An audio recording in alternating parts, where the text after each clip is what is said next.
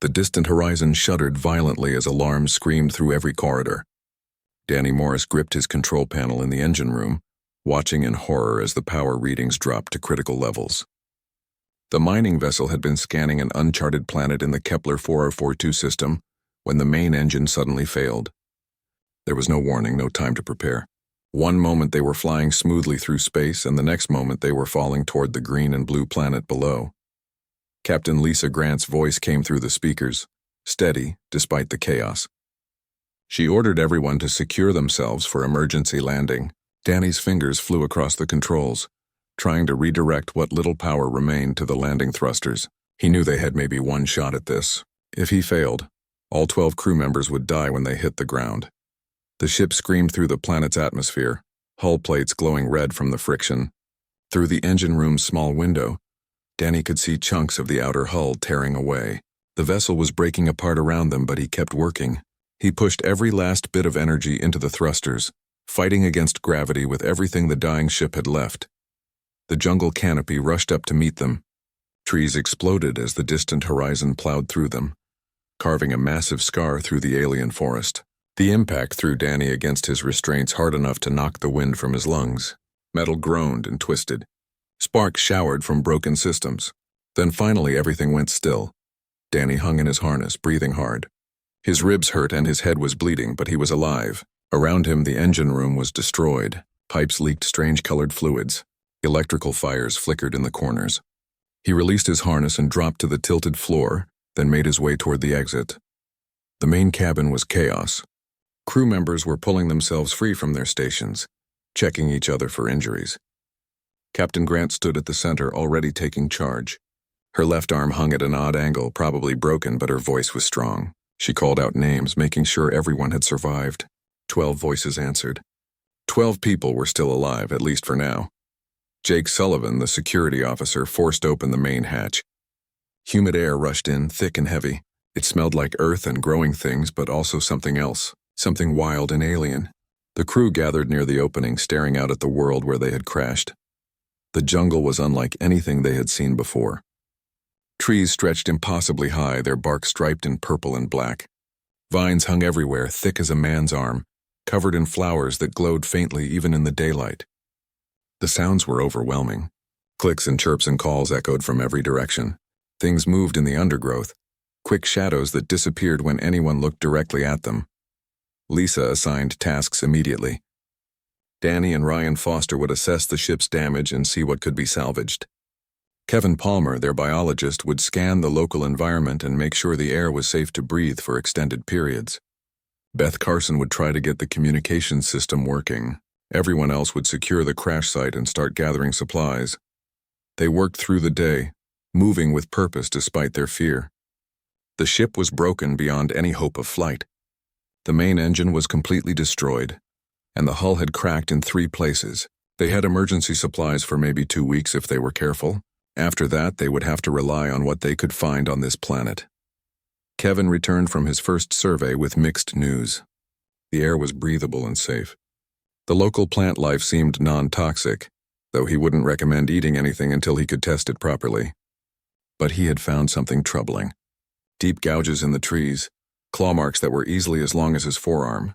Something big lived in this jungle, something dangerous. That night, they set up a perimeter using portable lights from the ship. The crew took turns on watch, 2 people at a time, armed with the ship's small collection of plasma rifles. The jungle came alive after dark. The glowing flowers brightened, casting everything in soft blue and green light. Flying creatures moved between the trees, their wings making sounds like paper tearing. Larger things prowled in the darkness beyond their lights, never coming close enough to see clearly. Aaron Cole was on watch with Helen Brooks when they heard it. A roar that started low and built into something that rattled their bones. It came from somewhere deep in the jungle, maybe a mile away, maybe more. It was impossible to tell. The sound echoed off the trees and seemed to come from everywhere at once. All the other jungle sounds stopped. Everything went quiet, as if the entire forest was holding its breath. The roar came again, longer this time. Helen gripped her rifle so hard her knuckles went white. Aaron activated his communicator and quietly woke the captain. Within minutes, the entire crew was awake, gathered in the center of their camp, listening to that terrible sound. When it finally stopped, the silence was almost worse. Lisa made a decision. They would double the watch. 4 people at all times, positioned at different points around their camp. No one argued. No one wanted to be caught sleeping if whatever made that sound decided to visit them. The next morning, Jake went to check the perimeter. He found tracks pressed into the soft earth just beyond their lights. They were strange prints showing 6 distinct toes with claws. But what worried him most was the size. Each print was as wide as his chest. Whatever had visited them in the night was massive. He followed the tracks for a short distance, staying within sight of the camp. They led toward a section of jungle where the undergrowth was particularly thick. Jake was about to turn back when he saw movement. Something small was watching him from behind a cluster of those glowing flowers. He caught a glimpse of fur and crystalline eyes that reflected the morning light. Then it was gone, vanishing into the foliage without a sound. Jake reported what he saw to Lisa. She added it to their growing list of concerns. They were stranded on an alien world. Their ship was destroyed, and they were surrounded by creatures they didn't understand. Their only hope was to repair the communication system and call for rescue. But the parts Beth needed were scattered across the jungle, lost when the ship broke apart during the landing. Lisa looked at her crew. They were scared, tired, and hurt. But they were also alive, and they were together. She gave the orders. Tomorrow they would venture into the jungle to find those parts. They would do whatever it took to survive. They had no other choice. Aaron Cole noticed the missing food on the 4th morning. 3 ration packs were gone from the supply crate, and he knew he had counted them correctly the night before. He mentioned it to Lisa during breakfast, and she frowned. They couldn't afford to lose supplies, not when they had so little to begin with. She told him to set up some kind of monitoring system. Aaron used parts from a damaged security camera and a portable power cell. He positioned it near the supply area, angled to catch anyone or anything that came close.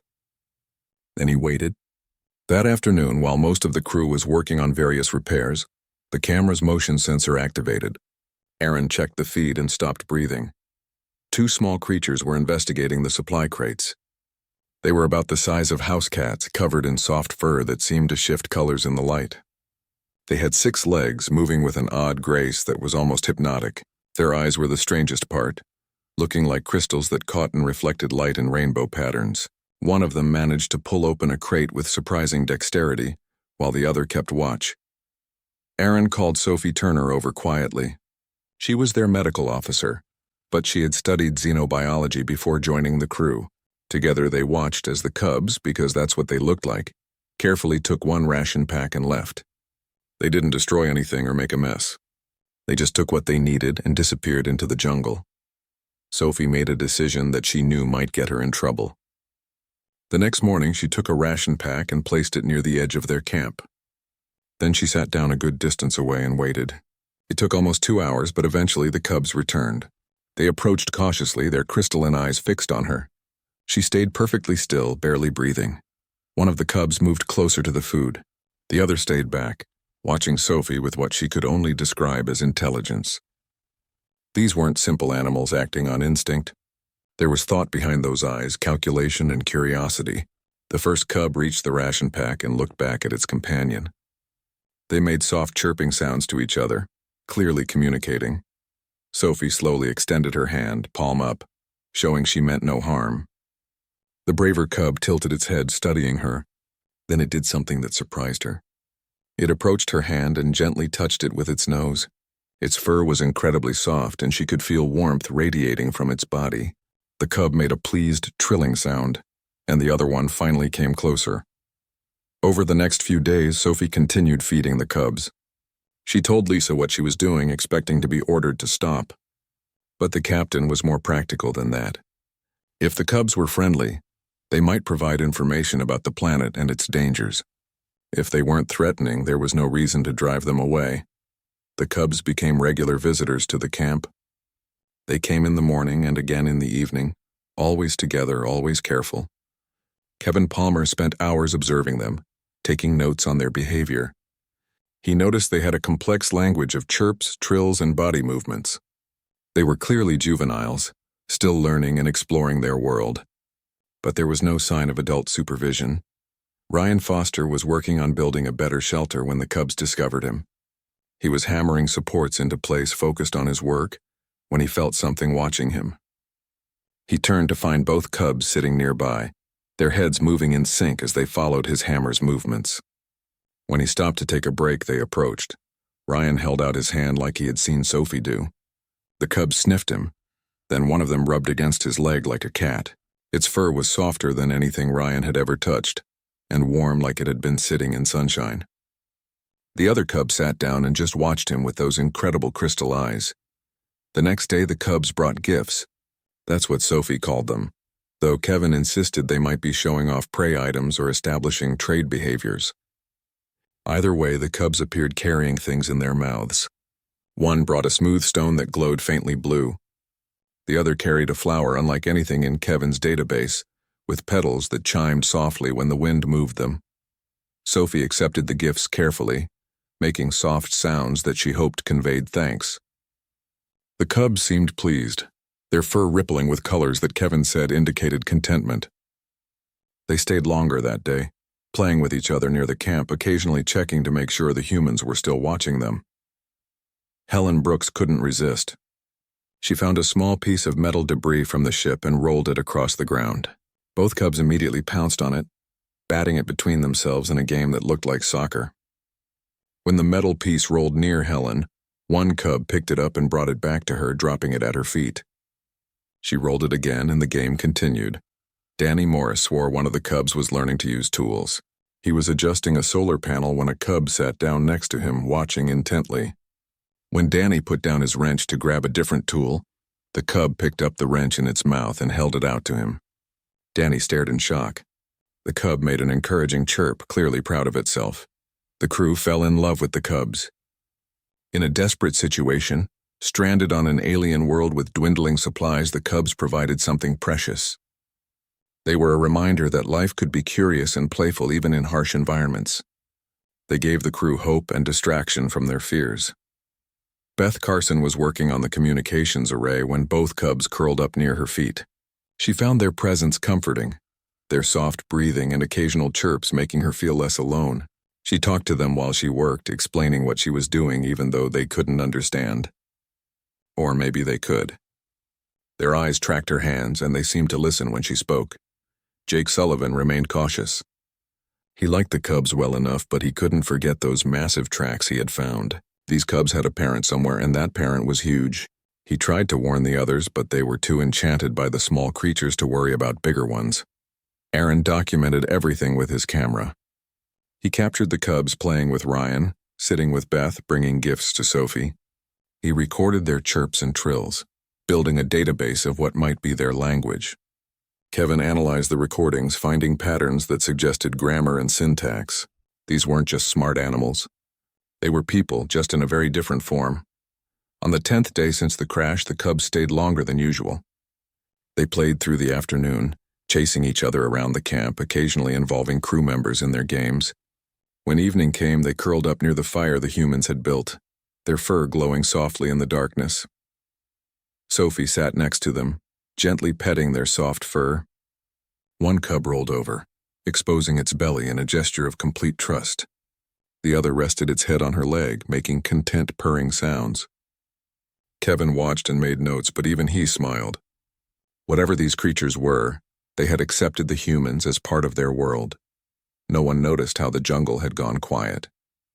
No one saw the way the cubs' bioluminescence had changed, pulsing in a pattern they hadn't displayed before. No one realized that in the darkness beyond their camp, something massive was approaching, something that had been hunting far from home and was now returning to find its children. Lisa stood with her crew as Beth worked on the final connections of the communications array. They had spent the last week gathering parts from the wreckage scattered across the jungle. It had been dangerous work. Jake and his team had found things in the forest that made him want to hurry back to camp.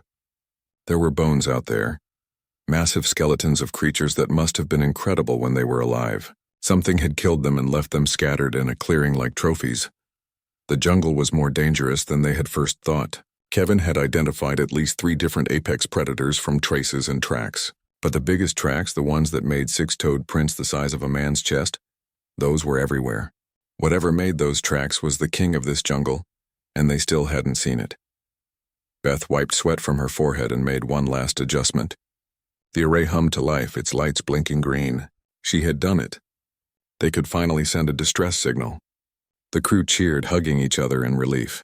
Even the cubs seemed to sense the good mood, chirping happily as they chased each other around the celebrating humans. Then everything changed. The cubs stopped moving. They stood perfectly still, their heads turned toward the jungle. Their bioluminescent fur, which usually glowed in soft blues and greens, suddenly shifted to a deep purple. The pattern was different too, pulsing in a rhythm the crew had never seen before. Sophie noticed first.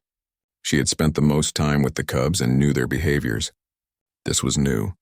This was wrong. The jungle went silent. All those constant sounds, the clicks and chirps and calls that had become background noise, they all stopped at once.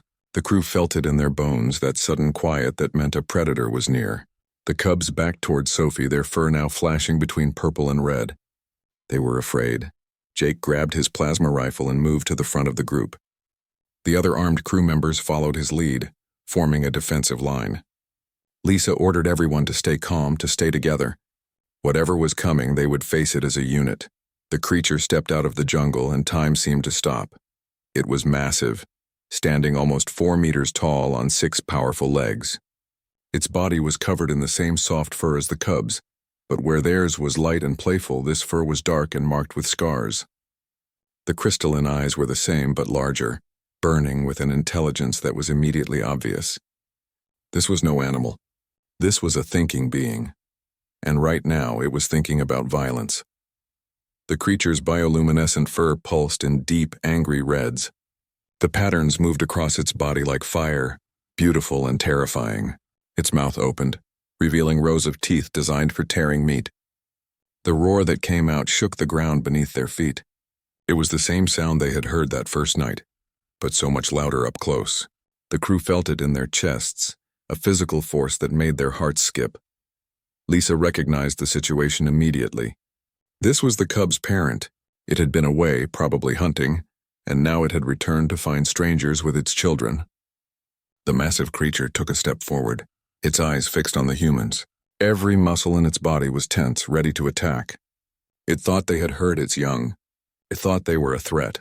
Jake raised his rifle, but his hands were shaking. The plasma weapon might hurt the creature, but it wouldn't stop it. Nothing they had would stop something that size if it decided to attack. They were about to die, and they all knew it. Then the cubs moved. Both young creatures rushed forward, placing themselves directly between the advancing parent and the humans. They chirped frantically, their bioluminescence shifting rapidly through colors. The parent stopped, confused. Its massive head swung down to look at its offspring, then back up at the humans. The fury in its eyes mixed with uncertainty. One cub ran to the parent and rubbed against its front leg, making soft trilling sounds. The other stayed between the parent and Sophie, looking back and forth between them. The message was clear even without words. The cubs were trying to tell their parent that these humans were not enemies. Sophie made a choice that was either very brave or very stupid.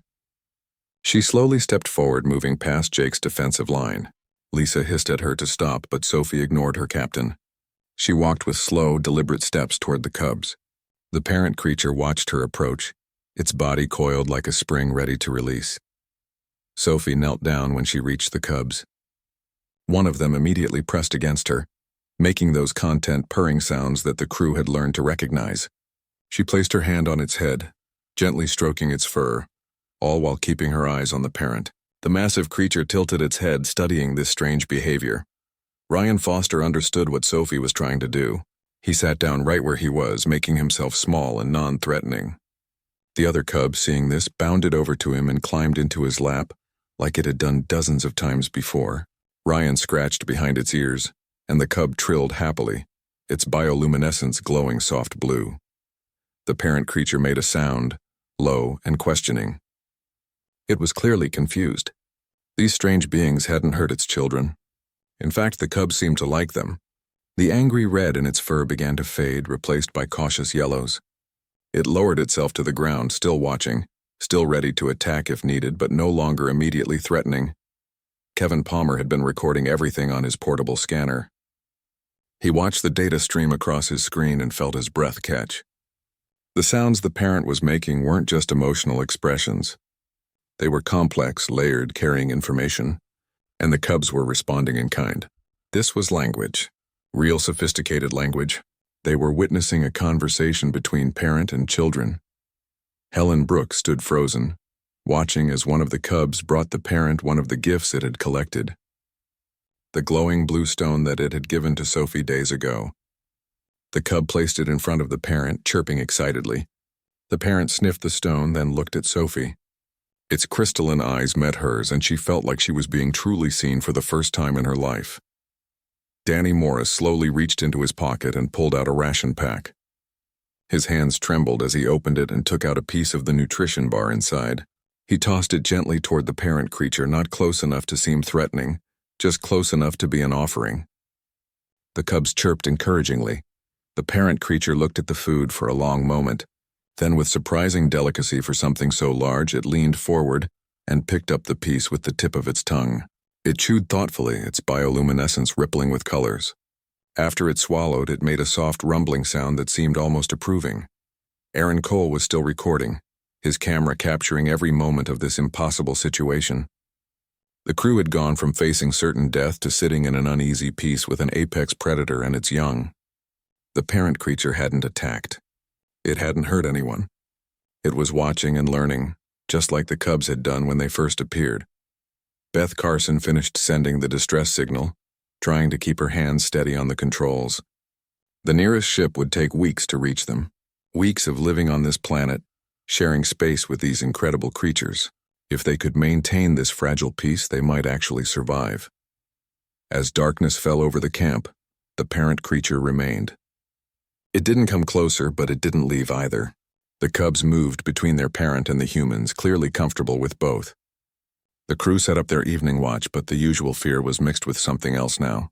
Wonder, curiosity, hope that maybe, just maybe, they had found something more valuable than any mineral they had come to mine. The night passed slowly. No one slept much. The parent creature stayed at the edge of their camp, its massive form visible in the glow of their lights. The cubs moved freely between their parent and the humans, seeming content with this strange new arrangement. Every time a crew member shifted or made a sound, the parent's eyes would track the movement. It was always watching, always ready. When dawn came, painting the jungle in shades of orange and gold, Lisa called a quiet meeting. They gathered on the opposite side of the camp from where the creature rested, speaking in whispers. They needed a plan. The rescue ship wouldn't arrive for at least 3 weeks. They had to find a way to coexist with these beings for all that time. Kevin Palmer shared his analysis from the night before. The sounds the creatures made were definitely language. He had identified at least 40 distinct vocalizations, and that was probably just a fraction of their full communication abilities. The bioluminescent patterns seemed to be another form of expression, carrying emotional or additional information. These weren't animals. They were intelligent beings, possibly as smart as humans, just in a completely different form. Sophie suggested they continue doing what had worked so far. Feed the cubs, move slowly, show that they meant no harm. The parent seemed to understand that its children were safe and happy. As long as they maintained that understanding, they should be okay. Jake disagreed. He thought they should establish clear boundaries, show the creatures where the humans' territory was and where the creatures' territory began. Lisa decided they would try Sophie's approach first, but with Jake's caution in mind. They would offer food and friendship, but they would also maintain their defenses. They would act like neighbors sharing space, not prisoners hoping to survive. It was a risk, but everything about their situation was a risk. Ryan Foster volunteered to make the first offering of the day. He prepared a portion of their breakfast and walked slowly toward the parent creature. His heart hammered in his chest, but he kept his steps steady. The cubs trotted alongside him, chirping what sounded like encouragement. When he was about 10 feet away, he placed the food on the ground and backed away. The parent creature watched him retreat, then looked down at the food. One of the cubs went to its parent and made a series of soft sounds, rubbing against the massive leg. The parent made a deep rumbling response, then carefully ate the offered meal. When it finished, it looked at Ryan and made a sound that was softer than before, less threatening. Ryan took it as thanks. Over the next few hours, a pattern developed. The humans worked on their daily tasks while the parent creature watched from a comfortable distance. The cubs continued to play with the crew, and the parent allowed it. When the cubs brought their collected treasures to the humans, the parent observed without interfering. When the humans offered food, the parent accepted. Helen Brooks decided to try something bold. She knew the creatures were intelligent, so maybe they could learn to understand gestures. She found a stick and drew a simple picture in the dirt. A circle to represent the camp, lines to represent the humans. Then she drew a larger area around it and pointed to the parent creature. Territory, boundaries. She pointed to the camp and then to the humans, then to the jungle and then to the parent. The parent creature moved closer, studying the drawing. The cubs came too, looking at what Helen had made. The parent tilted its massive head, considering.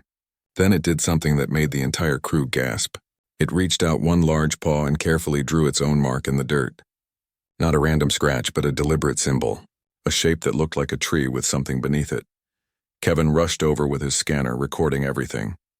The parent creature had just communicated using visual symbols.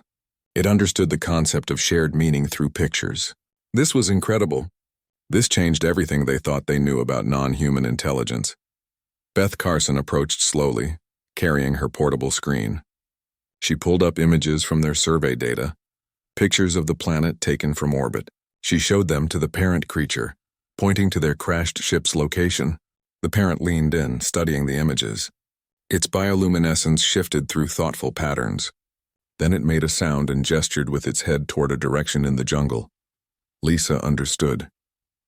The creature was showing them something, maybe offering information about the terrain. She made the decision to trust it. She gathered a small team, including Jake for security, and Kevin to document everything. The parent creature stood and began walking into the jungle. The cubs stayed with the remaining crew, as if to ensure everyone that the humans left behind would be safe. They followed the massive creature through the alien forest. It moved with surprising grace for something so large, its 6 legs carrying it smoothly over obstacles. It led them to a stream with clear, running water, something they had been searching for days to find. It showed them trees bearing fruit that the cubs had been eating. It brought them to a cave that could serve as better shelter than what they had built. The parent creature was helping them. It was sharing its knowledge of the territory, offering resources that would help them survive. Kevin recorded everything, his mind racing with implications. This wasn't just intelligence. This was empathy. The creature understood that they needed help, and it was providing that help. When they returned to camp hours later, the rest of the crew gathered to hear what they had found. The parent creature settled back into its watching position, while the cubs immediately ran to greet their returning parent. The family reunion was touching, the cubs rubbing against their parent while chirping excitedly, the parent making soft rumbling sounds and grooming its children with a long, careful tongue. Danny Morris and Aaron Cole volunteered to move some of their equipment to the cave. It would provide better protection from the elements and any other predators. The parent creature watched them work, occasionally making sounds that seemed to be commentary or advice. They couldn't understand the words, but the tone was clear enough. Sophie sat near the cubs, watching them play. One of them brought her another gift, this time a feather from some flying creature. She accepted it with gratitude, adding it to her small collection. The cub seemed pleased, its fur glowing bright blue. The other cub was showing off for its parent, doing flips and jumps that made the massive creature make sounds that could only be described as laughter. That evening, Lisa made another decision.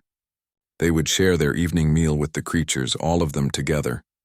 It went against protocol and probably regulations, but protocol and regulations were written for a different situation. Here now, building trust was more important than following rules. They sat in a circle, humans and aliens together. The parent creature was too large to join the circle completely, but it positioned itself close enough to be part of the gathering. They passed food around, offering portions to the cubs and the parent. The creatures shared some of their own food in return, strange fruits and what looked like dried meat from some prey animal. Beth played music from her portable device, just soft background sounds to make the evening more pleasant. The cubs perked up at the sounds, tilting their heads in curiosity. The parent's bioluminescence began pulsing in rhythm with the music. Kevin noted it all down, wondering if they had some concept of music in their own culture. As the alien sun set and the jungle's bioluminescent plants began to glow, Jake Sullivan found himself sitting next to the parent creature. It was close enough to touch, and he could feel the heat radiating from its body. He looked up at those crystalline eyes and saw intelligence looking back. Not animal cunning, but real, thinking intelligence. Jake did something he never thought he would do. He reached out slowly and placed his hand on the creature's fur. It was as soft as the cub's fur, warm and somehow comforting. The creature looked down at him, and its bioluminescence shifted to a warm, gentle green. It made a soft sound, and somehow Jake knew it was acceptance. Helen began teaching the cubs a new game with a piece of rope, showing them how to tie knots. They learned frighteningly fast, their nimble paws working the rope with increasing skill. The parent watched with what seemed like pride, making encouraging sounds when the cubs succeeded. The night deepened, and the crew started to feel something they hadn't felt since the crash. Safety. They were still stranded, still waiting for rescue, but they weren't alone anymore. They had found neighbors in the most unexpected place. The parent creature and its cubs had chosen to accept them, to help them, to share this space. 2 weeks passed in a routine that felt almost normal. The crew adapted to life on the alien planet, and the creatures adapted to having strange neighbors. Every morning the cubs would arrive for breakfast and their parent would follow at a respectful distance. Every evening they would all gather together, sharing food and space as the jungle came alive with bioluminescent light. Kevin Palmer had filled 3 notebooks with observations. He documented every sound the creatures made, every pattern their fur displayed, every gesture and behavior. He was building a dictionary, a way to understand their language. Some meanings were becoming clear. A specific chirp meant danger. A certain pattern of lights meant contentment. A low rumble meant approval or agreement. The parent creature, which Sophie had started calling Shade because of its dark fur, began teaching the cubs new things. The crew watched as it showed them how to hunt small prey, how to find water sources, how to read signs in the jungle. But what amazed them most was that Shade also seemed to be teaching the cubs about the humans. It would point to crew members and make specific sounds like it was giving them names in its own language. Beth Carson completed the repairs on their distress beacon and received confirmation. A rescue ship called the Frontier Dawn would arrive in 1 week. The crew celebrated, but the celebration felt bittersweet. They would be leaving this place, leaving these incredible beings behind. Sophie held one of the cubs and felt tears in her eyes. She didn't want to go. The rescue couldn't come soon enough, though. Their supplies were nearly gone. They had learned to eat some of the local fruits that Shade showed them were safe, but it wasn't enough. They were all losing weight, getting weaker. 1 more week. They just had to survive 1 more week. Then disaster struck. Ryan Foster was working near the edge of camp when something erupted from the jungle. It was a predator unlike anything they had seen before. All scales and teeth and too many legs. It moved like lightning, heading straight for Ryan. He didn't even have time to scream. Shade reacted instantly. The massive creature covered the distance in 2 powerful leaps, placing itself between Ryan and the attacker. What followed was brutal and fast. Shade's roar shook the trees as it met the scaled predator head-on. The fight lasted maybe 30 seconds. Claws and teeth flashed. Blood sprayed across the ground. Then it was over. The predator lay dead and Shade stood over it, breathing hard, but Ryan was hurt. The predator's claw had caught him across the chest before Shade could intervene. 3 deep gashes bled heavily, soaking through his shirt. Sophie ran to him with her medical kit, shouting for help. The wounds were bad, possibly fatal without proper treatment. She worked frantically, trying to stop the bleeding, but there was so much blood. The cubs rushed to Ryan's side, making distress sounds. One of them did something that made everyone stop and stare. It placed its small paws directly on Ryan's wounds. The cub's bioluminescence intensified, glowing brighter than they had ever seen. The pattern shifted rapidly, pulsing in steady rhythms like a heartbeat. Sophie watched in amazement as the bleeding slowed. The cub's fur was getting hot where it touched Ryan. Hot enough that she could feel the heat radiating from it. Ryan's face, which had been twisted in pain, began to relax. His breathing steadied. After several minutes, the cub stepped back, its bioluminescence fading to normal levels. It looked exhausted. Sophie examined the wounds. They were still there, still serious, but they had stopped bleeding.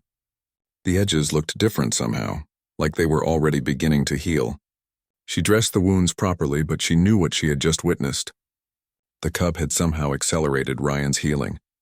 These creatures had abilities beyond anything they had imagined.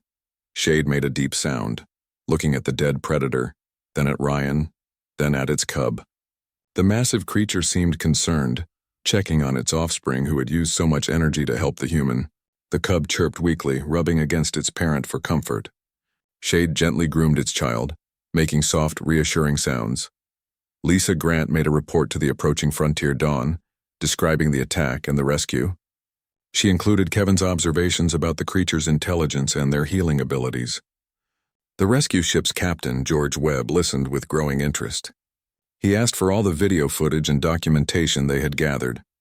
Over the next few days, Ryan recovered at an impossible rate. The wounds that should have taken weeks to heal were already closing. Sophie monitored him constantly, taking samples and readings. She couldn't explain it medically, but the evidence was clear. The cub had done something to speed up his body's natural healing process. The Frontier Dawn arrived on schedule, descending through the atmosphere with its engines bright against the alien sky.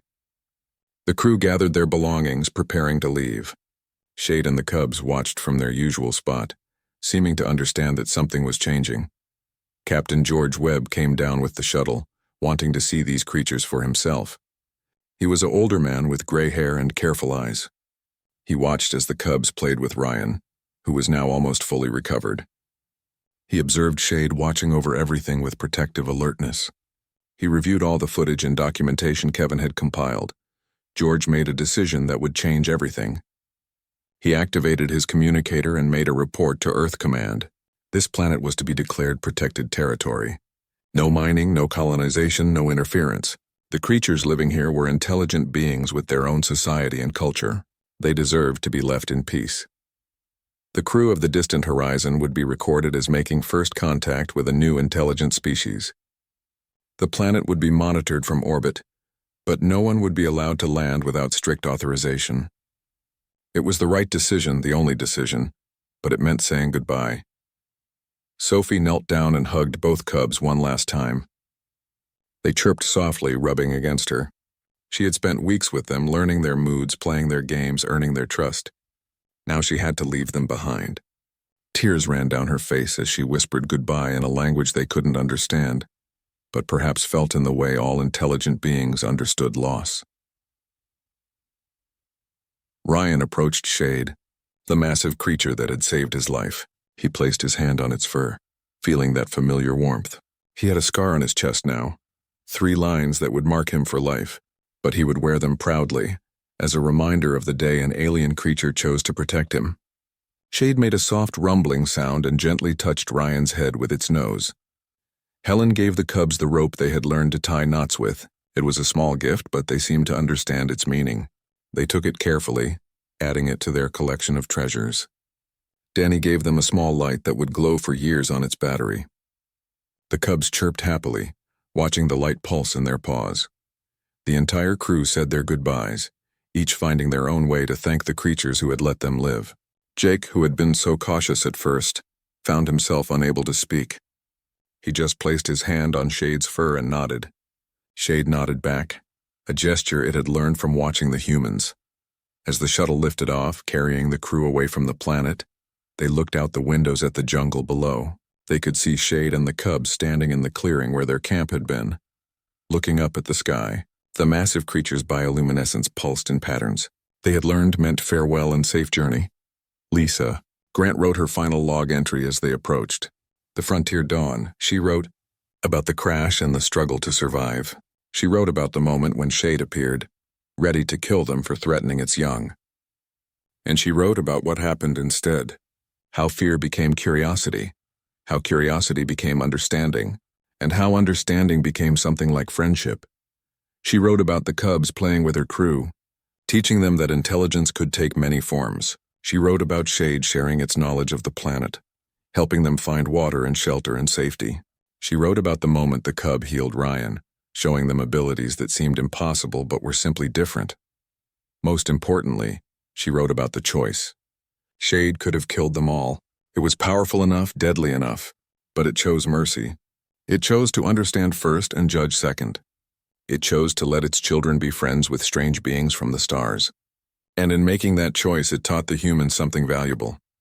The galaxy was vast and full of different kinds of life. Some would be dangerous, some would be beautiful, and some would be both. But with understanding, with patience, with willingness to see others as people rather than threats, even the greatest differences could be bridged. Humanity had come to an alien world as miners and left as ambassadors. The distant Horizon crew became famous when they returned to Earth. They were interviewed, studied, celebrated. But none of them felt like heroes. They felt like students who had learned an important lesson from the best teachers they could have found. Ryan Foster kept the scar on his chest uncovered when he told his story. The 3 lines were a reminder of pain, yes, but also of the moment a small alien creature chose to save him. Sophie Turner became a leading voice in xenobiology, arguing for protection of intelligent species wherever they were found. Kevin Palmer published his language studies,